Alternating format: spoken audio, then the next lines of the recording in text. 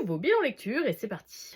Comme d'habitude, on commence avec le roman et je voulais tout d'abord vous parler du premier volume de Magie et Sentiments qui s'appelle Le secret des Longues Dawn, j'espère que je le dis correctement, édité chez Slalom dans cette jolie édition reliée avec vraiment un tissu qui fait un peu tapisserie, j'adore l'édition.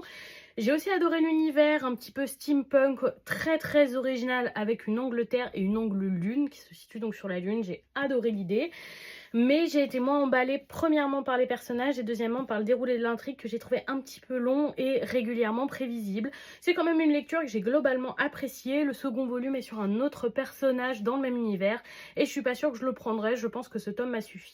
On passe chez Coda avec le 4e volume de Beware the Villainess, un webtoon que j'apprécie vraiment beaucoup grâce à son humour. On est sur une histoire de réincarnation assez déjà vue franchement au global, mais notre protagoniste est tellement drôle et amène des situations tellement cocasses que j'apprécie énormément ma lecture et c'est vraiment un webtoon que je ne veux pas rater. On passe chez Soleil Manga avec le volume unique Mon petit nid douillet qui est donc un titre tranche de vie où on va découvrir différentes habitations japonaises et le problème c'est que c'est un peu tout.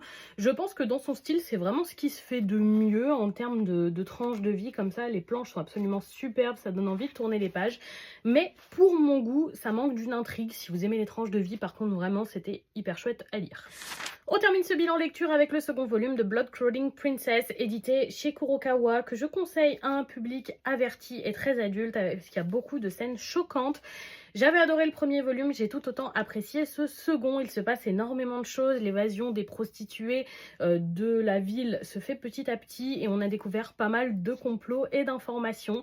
J'ai hâte de voir comment la suite va se passer parce que chaque fin de tome nous laisse sur un très bon suspense. Et voilà pour ce bilan lecture, dites-moi si vous avez lu certains de ces titres ou certains vous tentent, je serais curieuse de vous lire dans les commentaires et surtout je vous souhaite une bonne soirée tout le monde.